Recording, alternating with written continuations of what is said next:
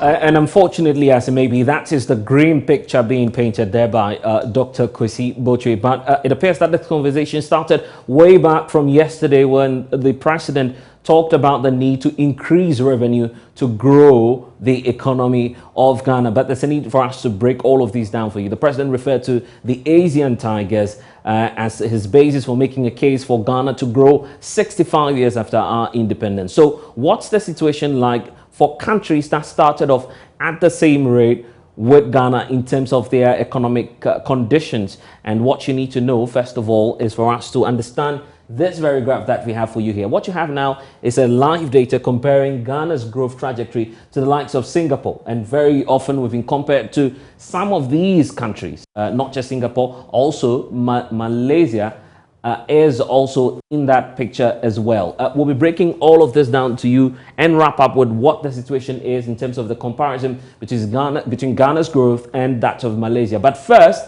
let's put this into perspective. Listen to the president address the issue about Ghana's growth, talking about the need to increase revenue internally so as to match on with the growth rate of the Asian tigers. But truth be told, our tax to GDP ratio of 12.2% compares unfavorably with our peers the world over. Less than 10% of the Ghanaian population, i.e. 2.4 million people, carry the direct tax burden of 30.8 million people. The Asian tigers whom we envy and emulate and want to emulate finance their rapid development from their own savings.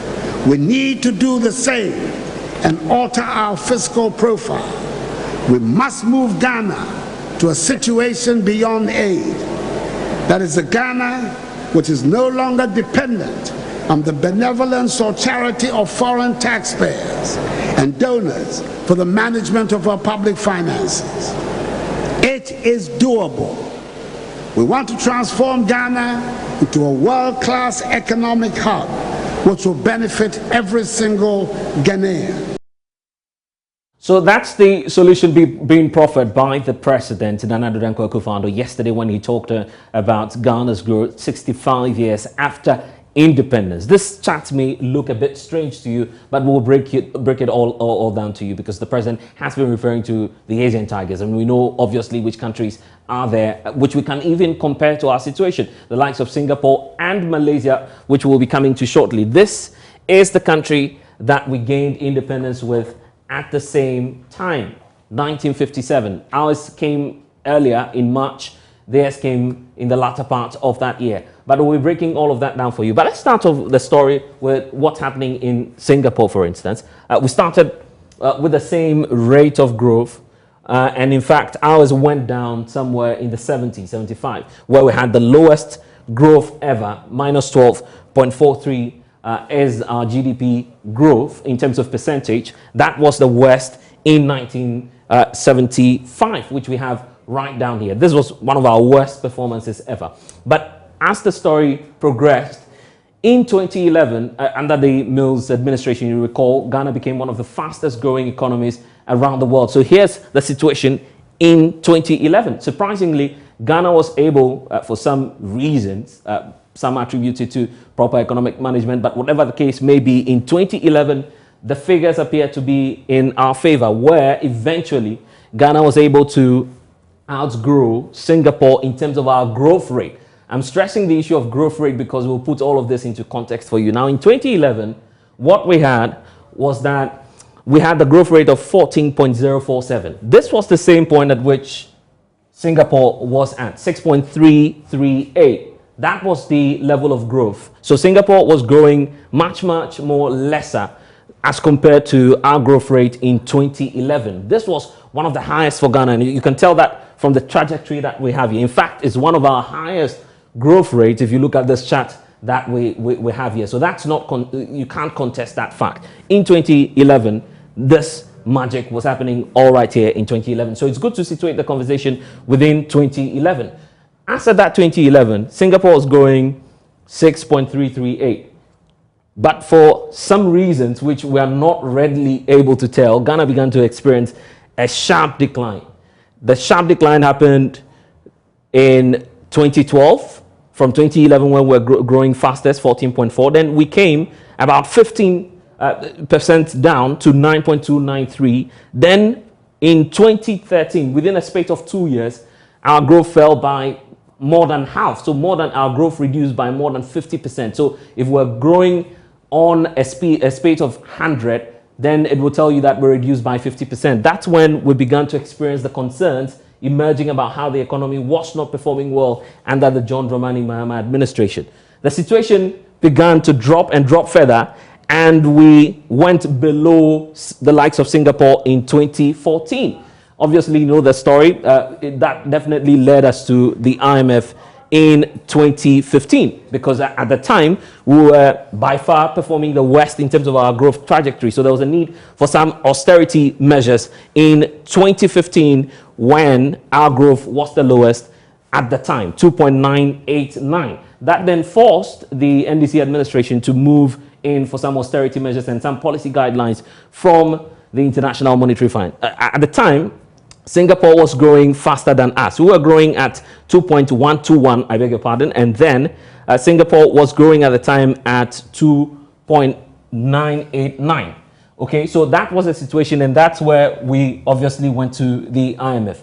But then, after the IMF austerity measures in 2017, the story changed because we progressed faster than the likes of Singapore. Because take a look at the picture there, 8.129. That was our growth rate as at 2017. And this was after over 4 years or close to 4 years of the IMF austerity measures. So a lot of policy guidelines were given. In fact, there was a lot of fiscal discipline, as many experts will refer to it. So government wasn't employing any longer. There was a cut in public expenditure, and quite a lot of things were happening between 2014, 2015, and 2017. So many of the experts attribute that to what we're witnessing in 2017, where we grew by some 8.129. But government obviously has a different story to that. They believe that it was the Akufo-Addo magic that was working at the time to make us grow as fast as we were doing in 2017 as compared to what was happening in Singapore, where they were growing by some 4.52%. Then COVID came in 2019, so we obviously know the story. Everybody is declining. And in fact, as we speak today, Ghana's growth rate is at its lowest since 1975, or let's put it here, somewhere around 1982 as we speak. Because our figure is the worst, because look at it, 0.414 as compared to minus 6.924. So after several decades, this is where once again we're falling. And if you look at the trend, it appears that we never know what would happen. We could move further downward.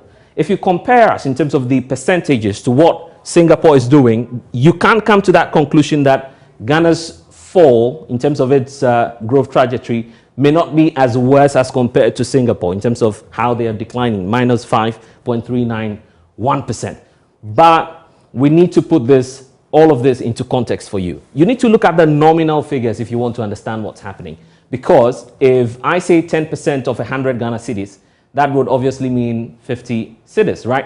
So if Ghana's GDP, in terms of the figures itself, cannot be compared to that of Singapore, then when we break down the figures, you may say, well, they are declining at a faster pace, but the figures, in terms of the amount which is involved, cannot be comparable. And this chart actually gives us a clear picture of what's happening. We started off with them somewhere in 61, where we were having a GDP together of about 1.217 billion US dollars. That's where we're operating in the 60s. But look at the sharp difference here. Singapore is way over. They are doing somewhere around over 300 billion as we speak in terms of their GDP. This is where they are. What's the story of Ghana? Ghana is lagging behind with some 68.532. So the story is clear. So if you're striking a percentage difference in terms of how we're growing, you would obviously come to that conclusion that the effects may not be the same. But if you're tracking the rate of growth, then indeed you can come to that conclusion. So depending on where you stand and where you want to make your arguments from, you can then proceed and make those arguments. But some say if you talk about Singapore, you're not being fair to us. So why don't you compare us to countries that we started off with at the same time? Malaysia is one of those countries. And obviously, as I was indicating, we gained our independence before Malaysia. So here's their growth trajectory. Similar situation, just as we indicated during the Singapore trajectory. But what you have is that the story remains the same. In 2011, we were growing much more faster than Singapore. They were doing somewhere around 5.294 and we were doing 14.047. That was our rate of growth and development. Then COVID came. We're falling, but we're not falling as much as Malaysia, which we all started off with, is doing. We're doing 0.414 and we have Malaysia doing far worse, minus 5.647. But here's the little magic here, as we're indicating where the whole controversy is stemming from. Breaking down the figures as well and looking at it in terms of GDP, real GDP, not the percentage. Because as I indicated once more, if you're doing 50% of one Ghana city, that will not obviously be equated to 50% of 100 cities, because obviously the figures in terms of its real terms will be much more bigger. So here's the GDP of both Ghana and Malaysia, which we started off from. We started off together with them, somewhere around 1.916 billion, where when the tracking was going on, you realize that they started departing sharp from us, rising faster. And this is where they are 337 over 350 billion. They're doing way over 350 billion. And then Ghana is here, 68.532. That's where our story is. And for the president, he believes that taxation is the way to go. And there will be a need for us to break away from our dependence on aid and on foreign donor support. So we'll be analyzing all of this and more for you here on the polls. But there's one issue that we've been watching. We'll bring that to you right after that and get you some analysis on this. Stay with us. So we'll come back to that shortly. What we do know is that government is actually hoping now that it will complete the evacuation of all stranded Ghanaians in Ukraine within the next 48 hours. Now, earlier today, 2 batches of students flown from the Walton region in Ukraine and Russia touched down at the Kotoka International Airport. However, there are actually reports that some Ghanaian students are still stranded in the Ukrainian city of Sumy. A fourth-year Ghanaian medical student at Sumy State University, Daniel Kulugo, who just made it out of the city of Sumy, indicated that the main challenge for many of the affected persons is transportation. We can now take a listen to it. Before the incident started, we had a meeting with the school, asking the school to give us some time and some break to go back home. But the school was insisting that nothing would happen, so we should stay. But once the first attack happened on the first day, it was close to a military base in our city. Then neighboring schools had evacuated their students with buses. And yet our school told us we should stay calm and wait. They would evacuate us. And from then to now, I believe today being the 11th or 12th day, if I'm not mistaken, the school has been telling us to wait. And students are paying outrageous prices to get taxis. Yeah. Others are buying cars themselves and buying buses themselves to get to this train station I am in right now. I could just I want to flip my camera and you see the students around here. We all evacuated through private cars or private taxis to be here. And the situation there, and most of these people were scammed, some were scammed, me being a victim, was scammed of over $1,000 just the day before yesterday. The driver brought me halfway, then took me back. And you couldn't fight or you couldn't argue with him because he would pull out a gun and leave you in the middle of nowhere. So, yes. Then even on the streets of Sumy, the next day after I was scammed, I went to the bus the bus station to get a taxi, because taxis will normally come and park there and be mentioning outrageous prices. If you are able to, if you can afford, you enter and they bring you. On my way there, I was nearly robbed. Luckily for me, I had no money on me, but the person showed me a gun and let me go. From Port Harcourt, we are heading to Lviv, which is on the western side, and it's quite safe because they share borders with Poland and other NATO members. So of course, the Russian military wouldn't attack there because it would be dangerous for them. So there is quite safe. After Lviv, you will take a train.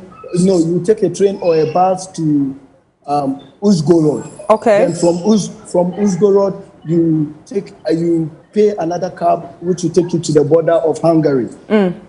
Yes. So these are the and it will normally take about 3 days to complete the journey. There are about 10 Ghanaian students left who are still hustling their way with taxis and cabs to get. Meanwhile, what we know is that 2 batches of students have touched down at the Kotoka International Airport. Peter Akwesi, who is the leader of the new batch of students arriving in Ghana, appealed to government to help others who are stranded out there. As we are here, we are about 56 who just came here, and we thank them for that flight that we got. However, you could see from the face of everyone here that we are not happy. And the reason is that we have a mantra that we operate with, that until all is out, none is out. So until we get every single Ghanaian who is trapped in any way, in any part of Ukraine, until we get them out, we cannot celebrate. It's not a cause for celebration in any way. So we just want to use the opportunity to still appeal that every single diplomatic string that can be pulled should be pulled to get our colleagues who are still stuck in Sumi. They are going through a lot, emotional challenges, financial challenges. The kind of stress every day they need to escape from a missile is so, deteriorating in their nature. So we just want to appeal to the government again that every single string that can be pulled diplomatically, they should do that to get our colleagues out of Ukraine, because anything at all can happen to them at any time. And government is giving assurances that all citizens caught up in detention will be brought back home. The government is also urging students to avail themselves to aid government evacuation plan. Pelgrave Boachi Adam is government spokesperson on governance and security. How about, we know there are still difficulties in getting those who are refusing to come home. What's the progress work on that? If there's progress on that? So there's not a difficulty with those that are refusing to come home. It bewills on the individual students to make their own decision whether they want to come home. Government is evacuating as many as are willing to come back into Ghana. And so as many that are willing to come back into Ghana, government is willing to evacuate them. We have also experienced and witnessed that many of the students that we have purchased tickets for at the time of boarding declined to come. And so we are experiencing wastage within the number of students. So we are continually encouraging the students. It is important that you come back home. We are saying a word of admonition to the parents as well, to encourage your children to come back home, so that when they come back home, they can decide what their next steps of education is. We are aware that some people as well are either graduating in a month or 2. We have had conversations with the Ghana Medical Association. We are ensuring that those that need to be able to do their clinicals would have an opportunity to do their clinicals. Those that need to onboard to finish their education as well, government is going to be fully responsible in ensuring that the transitioning processes is done. We have also spoken to the Ukrainian schools as well to ensure that they make available their transcripts, so those that would want to further their studies either in Hungary or other parts of Europe would have the opportunity to further their studies. Tell yourself that I have been informed. It's like to be forewarned. To be forewarned is to be forearmed. You have been informed that these are possibilities, but if it does happen, don't panic, relax. You can take our number and then you can call. Initially, what you can also do when you happen to be having such experiences, just taking very deep breath.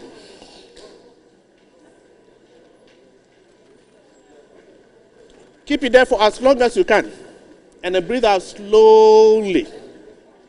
Breathe everything out slowly. and then you'll feel relaxed. Go through that exercise about 3-4 times, and then find something doing, reading, watching your TV, listening to your music, and you'll feel relaxed. If this does not control it, please call, and then we'll take you one-on-one. But the assurance we are giving you that Gov't is fully behind you, all Ghana is fully behind you, and we are also there for you. We are praying that things will normalize soon, and those who will need to go back, you can go back.